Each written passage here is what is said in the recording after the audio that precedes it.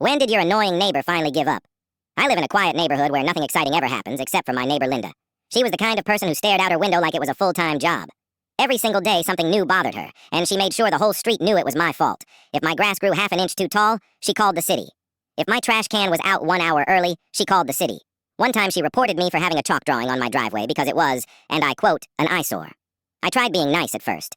I waved and said hello, and she just squinted at me and wrote something on a clipboard. I wish I was joking.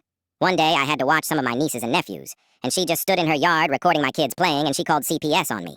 When they arrived, she shows them the video, and they asked me what happened, and after they realized literally nothing happened, they fined her and left. One afternoon, I finally asked her, "Hey Linda, is there a problem with my yard?" She smiled in a way that did not reach her eyes and said, "Rules are rules. Some people just don't respect them." After that, the reports got worse. Daily notices showed up in my mailbox, warning after warning for tiny things I could barely control. I was stressed, tired, and honestly angry.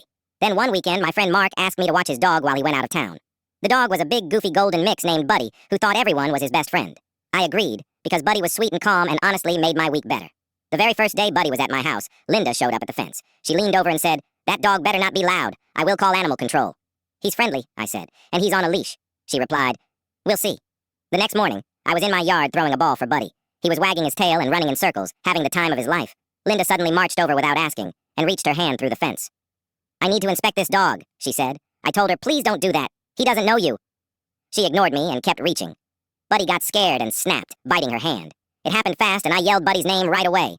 Linda screamed, grabbed a stick, and jabbed Buddy in the eye with it. Something in Buddy suddenly snapped, and he ran at her full speed. She fell over, and Buddy bit her arm so hard and started pulling at it. I screamed at Buddy and told him to stop. But he kept biting and scratching her arm. Eventually, chunks of flesh started coming out of her arm. At the second chunk of flesh, I managed to get Buddy to stop. There was blood. She started crying and panicking. She started yelling, "I'm calling the police! This is all your fault!" I calmly said, "You reached into my yard after I told you not to." The police came along with animal control. I explained everything, and Mark had Buddy's record showing he was trained and vaccinated. The officer looked at Linda and asked, "Did you enter their property without permission?" She cried and said nothing. They gave her a warning for trespassing and told her not to bother me again. Buddy was cleared and went back to chasing his ball like nothing happened. Her arm has missing chunks of flesh, but luckily she still has her arms. After that day, the reports stopped. No more notes, no more city visits. Linda stopped staring out her window and started avoiding me completely.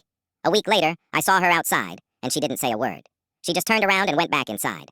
Buddy went home happy, and my grass has never felt more peaceful.